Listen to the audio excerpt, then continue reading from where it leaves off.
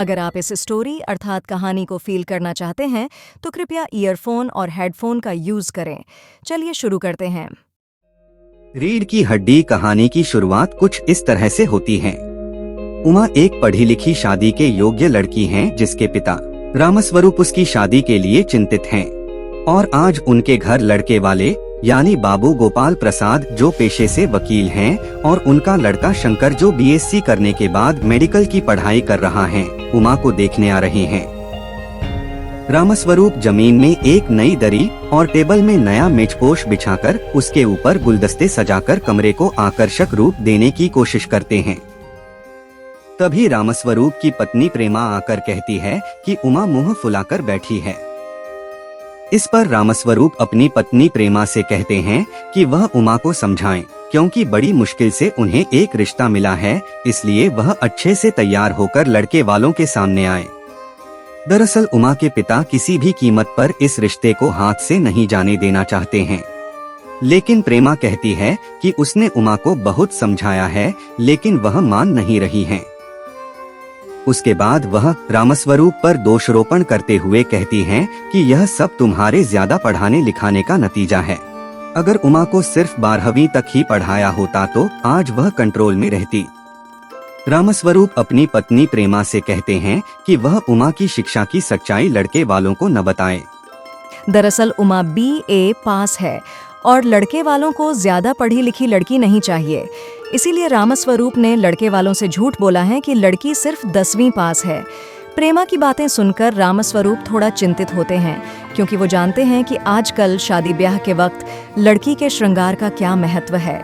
लेकिन वह अपनी पत्नी से कहते हैं कि कोई बात नहीं, वह वैसे ही सुंदर हैं। लड़के वालों के नाश्ते के लिए मिठाई, नमकीन, फल, चाय, टोस्ट का प्रबंध किया गया है, लेकिन टोस्ट में लगाने के लिए मक्खन खत्म हो चुका है।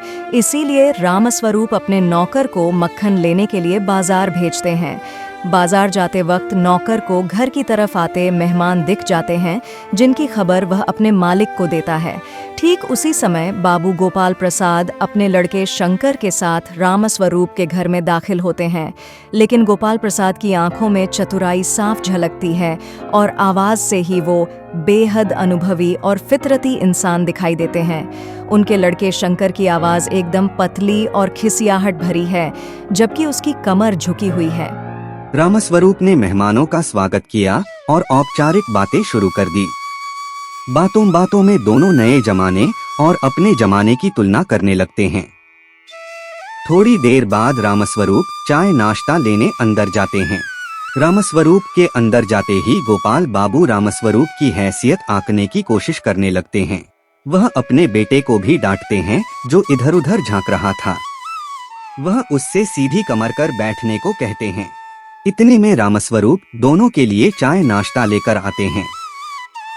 थोड़ी देर बात करने के बाद बाबू गोपाल प्रसाद असल मुद्दे यानी शादी विवाह के बारे में बात करना शुरू कर देते हैं। जन्म पत्रिका मिलाने की बात पर गोपाल प्रसाद कहते हैं कि उन्होंने दोनों जन्म पत्रिकाओं को भगवान के चरणों में रख दिया।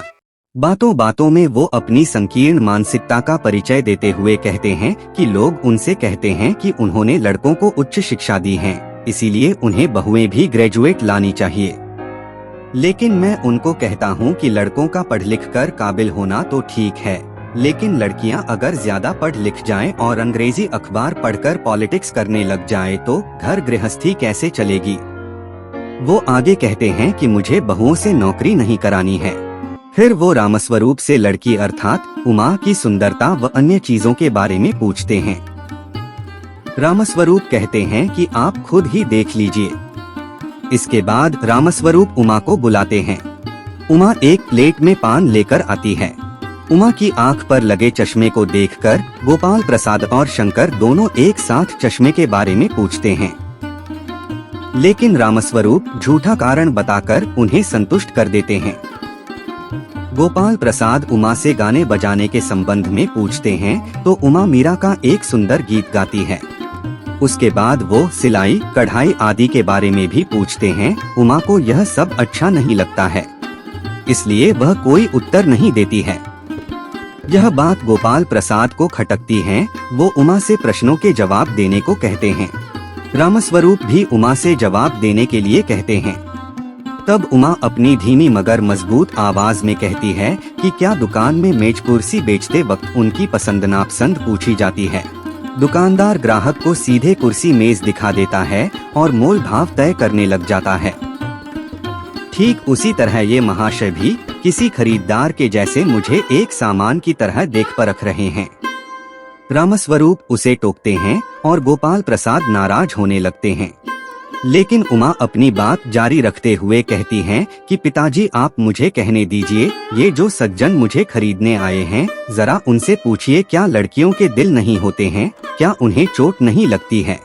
गोपाल प्रसाद गुस्से में आ जाते हैं और कहते हैं कि क्या उन्हें यहाँ बेइज्जती करने के लिए बुलाया है। उमा जवाब देते हुए कहती हैं कि आप इतनी देर से मेरे बारे में इतनी जांच पड़ताल कर रहे हैं, क्या यह हमारी बेइज्जती नहीं है। साथ में ही वह लड़कियों की तुलना बेबस भेड़बकरियों से करते हुए कहती है कि उन्हें शादी से पहले ऐसे जांचा परखा जाता है जैसे कोई कसाई भेड़ बकरियां खरीदने से पहले उन्हें अच्छी तरह से जांचता परखता है। वह उनके लड़के शंकर के बारे में बताती हैं कि किस तरह पिछली फरवरी में उसे लड़कियों के हॉस्टल से बेइज्जत कर भगाया गया था। तब गोपाल प्रसाद आश्चर्य से पूछते हैं क्या तुम कॉलेज में पढ़ी हो। उमा जवाब देते हुए कहती हैं कि उसने BA पास किया है, ऐसा कर उसने कोई चोरी नहीं की। उसने पढ़ाई करते हुए अपनी मर्यादा का पूरा ध्यान रखा, उनके पुत्र की तरह कोई आवारागर्दी नहीं की। अब शंकर व उसके पिता दोनों गुस्से में खड़े हो जाते हैं और रामस्वरूप को भला बुरा कहते हुए दरवाजे की ओर बढ़ते हैं। उमा पीछे से कहती है जाइए जाइए, मगर घर जाकर यह पता अवश्य कर लेना कि आपके पुत्र की रीढ़ की हड्डी है भी कि नहीं। गोपाल प्रसाद और शंकर वहां से चले जाते हैं। उनको जाता देख रामस्वरूप निराश हो जाते हैं। पिता को निराश हताश देख उमा अपने कमरे में जाकर रोने लग जाती हैं। तभी नौकर मक्खन लेकर आता है और कहानी खत्म हो जाती है।